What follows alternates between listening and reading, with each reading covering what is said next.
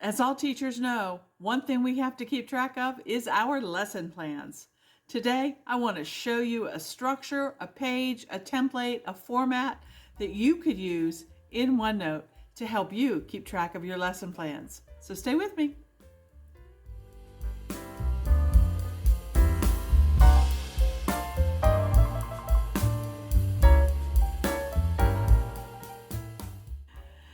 Well, hi everyone, this is Crystal from A Crystal Clear Life, where we focus on planning, organizing, and living a more simplified life.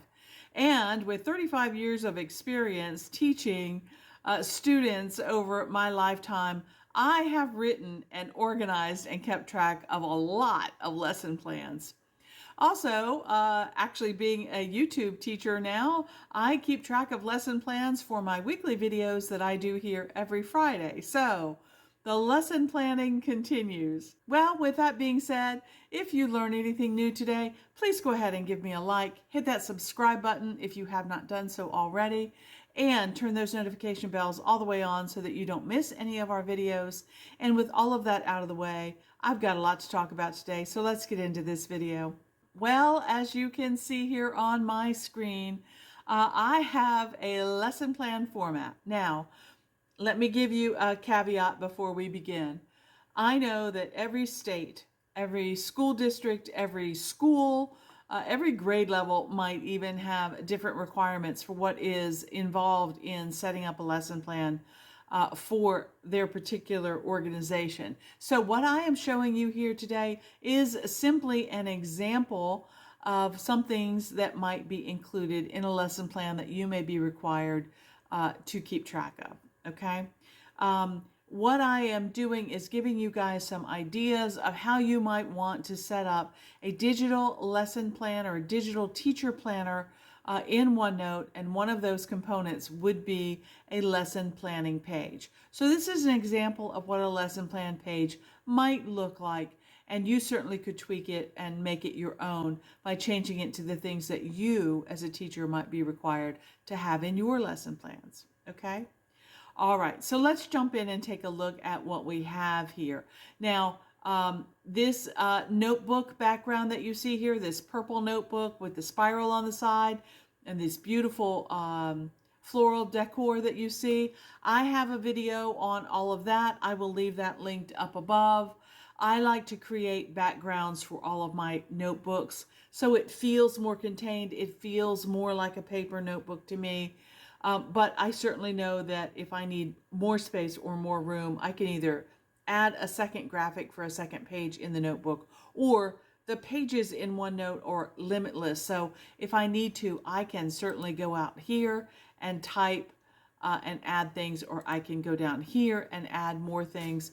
And as you can see, if I make this really small, all of this space is available for me to add information into. Okay, that is one great thing about OneNote. It does not restrict you to a certain size page. Okay, so if you have lots of resources or links for videos or anything that you want to add to your lesson plan, you certainly have the space to do that. Okay, all right, so let's take a look at what I have for you today. Get this back in line so you can see it. There you go. Okay, so like I said, the information for adding this notebook, I will leave that linked for you. And what I have done here is I have this one container that is the entire lesson plan. So if I click on it, you can see the whole thing turns gray. That means it's all stored in one container. Okay? All right. And like every other page that I do, this is set up as a table. I have a small table up here at the top. It is one row and 3 columns, okay? So if I were to show you how to do that, I could go up here to insert a table that is 1 row by 3, okay? And that's what it would look like, all right? So you see it created this little tiny table over here.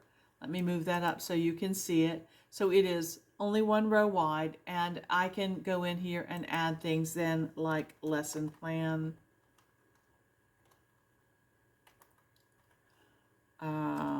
like so. And I can make my container bigger. All right, and I can make this space bigger so that I can add, this lesson happens to be on supply and demand. Okay, so then I can make this as big or as wide as I need it. So you see here, I wanted it big across the top. I wanted the font to be really large so that when I'm scanning through my lesson plans, I can see the one that's on supply and demand. Okay, all right, and then I put a second row here for the date, and over here I can put the date. So let's say this is going to happen on August the 29th. 2024 is when I'm going to teach this lesson. Okay, so I can do that. Now, then what I did is I came down and I skipped a line, right? So I just came down here and I skipped a line and hit the enter key, just like that. And then I created another table that you see here. And this one is 1, 2, 3 across again. And this one is 1, 2, 3 down. So I'm over here and I'm going to go to insert table. This one is going to be 3 by 3. All right. So there's the 3 by 3. And then what I did is I just, again, started typing in the things that I needed when I was doing my lesson planning. So let me zoom in a little bit so that you can see that.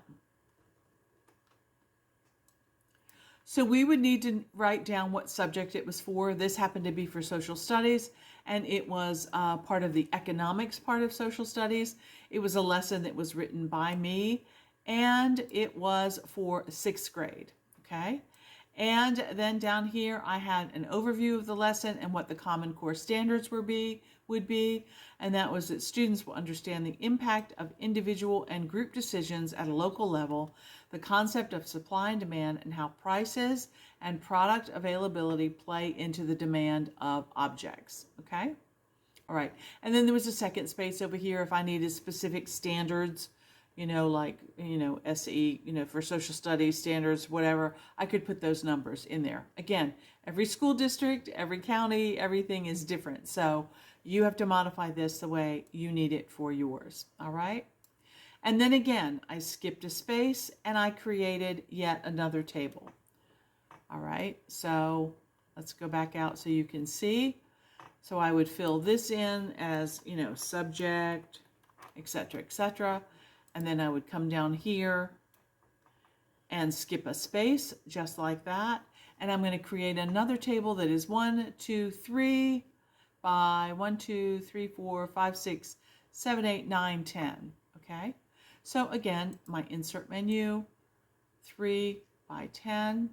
I think 8 is the most that it will let me do, but that's okay. I can add more as I need to. And then here I have all of these things listed on the side, which I'll talk about in just a minute, but I want to show you how to add other things to your table if you need to. Go down to the very last cell, hit the tab key, it will give you a new row, tab over, tab again, it will give you a new row, okay? So now you have those 10 rows that you need, okay? All right, so let's take a look at what I put in this side. Let me zoom in again. All right, so here I put the content objectives, and I have a place there under the teacher's guide where those, what those content objectives are. Students will be able to identify the differences between supply and demand, okay? And then we always had to do an essential question. So what is supply and demand, and how does it affect our economy? And then I always like to put the vocabulary words. It was not a requirement, but it was something for me. It was very easy to see where those words came up, okay? So economy and what supply is what we have, and demand is what we want, all right? And building background, review what economy is. That's probably what we talked about in the previous lesson. So we want to review that before, before going forward. And then direct instruction, that's what I do to the class, and I teach them what supply is, and that means what we have. If you're a store and you're selling toys and you have 10 boxes of Uno cards, that is your supply, those 10 boxes of Uno cards. Demand is what we want. So let's say every student in the class, and I have 29 students, every student walks in and wants their own box of Uno cards. That's the demand. So the supply is I have 10 on hand. The demand is that 29 are needed. And so that's where the conflict comes in, okay? So I am teaching the students about supply and demand. Then guided practice, what we do together as a class, make supply and demand cards with definitions, and then we're going to extend that into, the rest of the lesson. I'm going to maybe then teach them how to make a line graph and remind them of the parts of the line graph and show how the price of something will go up based on the demand, or how the price of something will go down based on the supply that we have. All right, so we're going to do that, and then independent practice is what the students are going to do. I'm going to give them a set of a set of data that represents the price of something and how that changes over time. They are going to make a line graph of that information based on supply and demand. Okay, all right.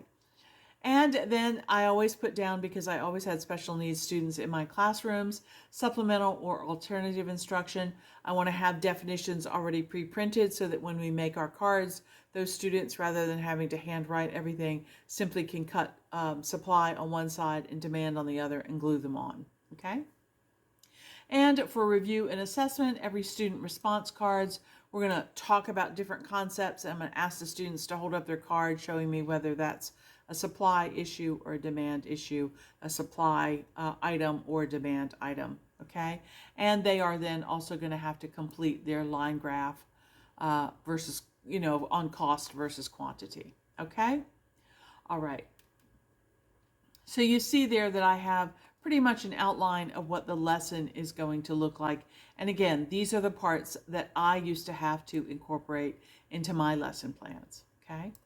Then you see over here on the side, I have another one column table that looks like it has 1, 2, 3, 4 different rows in it. So back over here, I'm going to go out here and I'm going to create a table that is 1 by 4, just like that. And I can do materials listed here. And that's pretty standard. So materials, additional resources,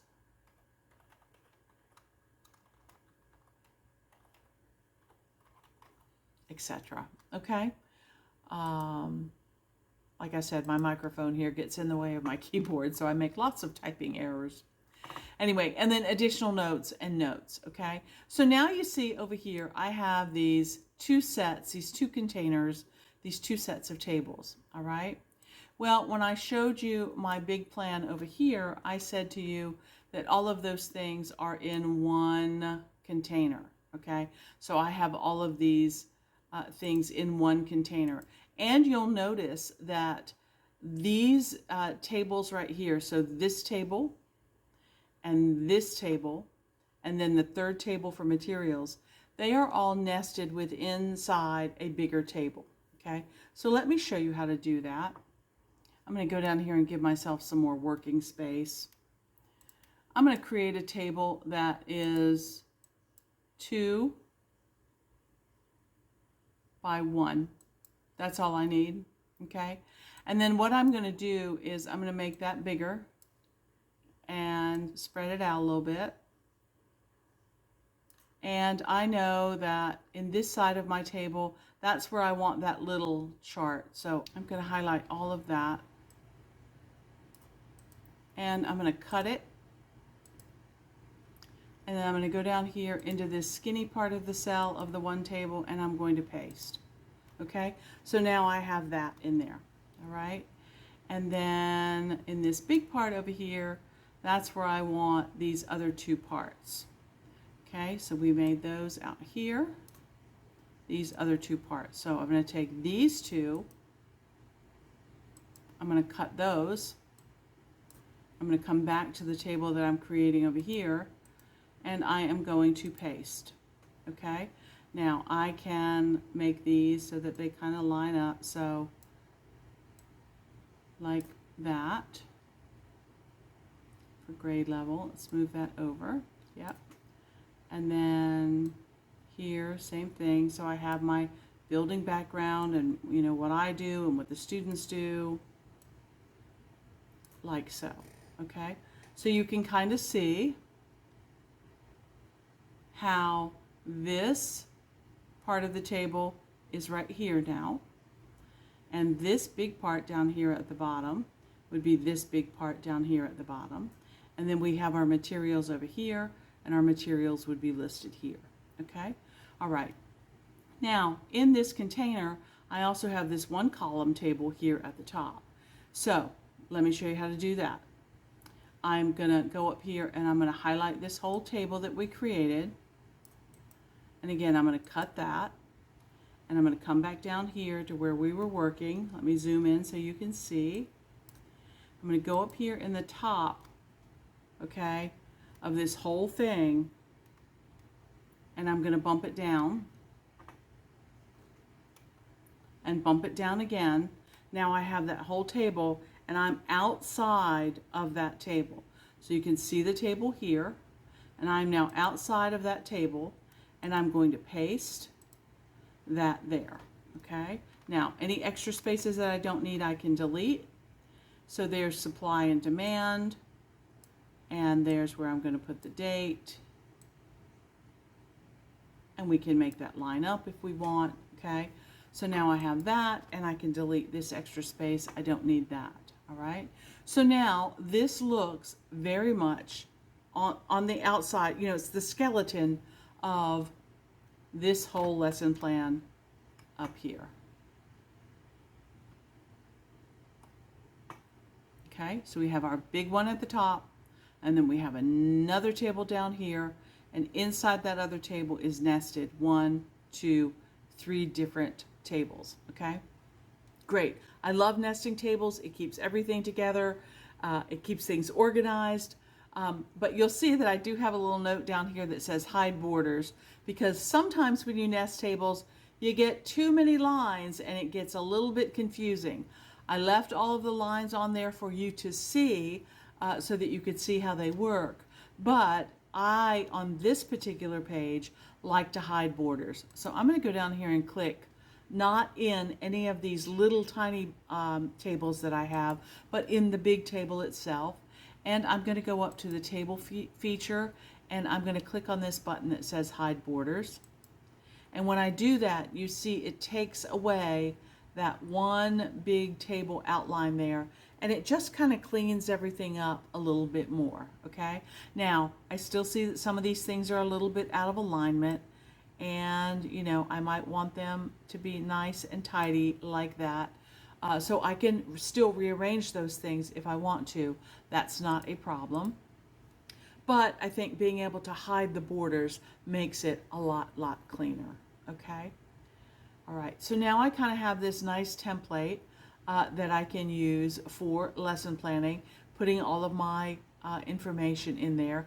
And probably what I would do at this point is I would make a copy of this page.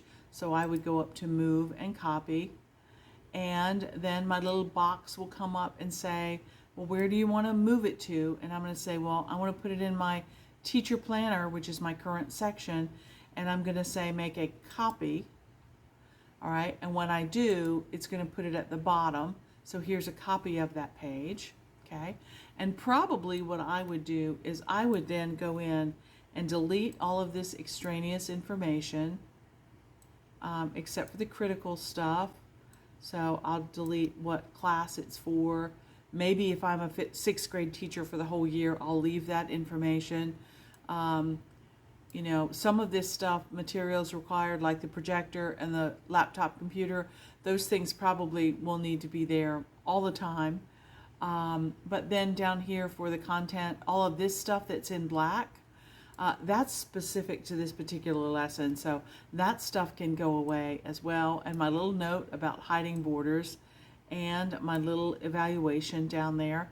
Notice I put my evaluation in a little bit darker color, just to help me remember that that was the evaluation that we did. That's kind of the important part. Okay.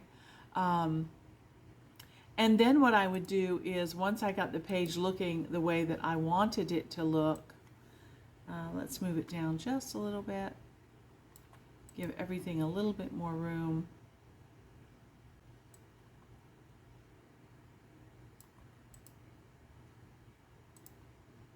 There, how does that look? That looks good. Okay, and then I'm going to, for this demonstration purposes, I'm going to get rid of this little table that I showed you how to create. Okay, and then what I would probably do is I would probably set this as my lesson plan template. Okay, and to set it as a template, what you need to do is you need to go up to Insert, Page Templates, and when the Page Templates comes up, you can say Save Current Page as Page Template. Click on that.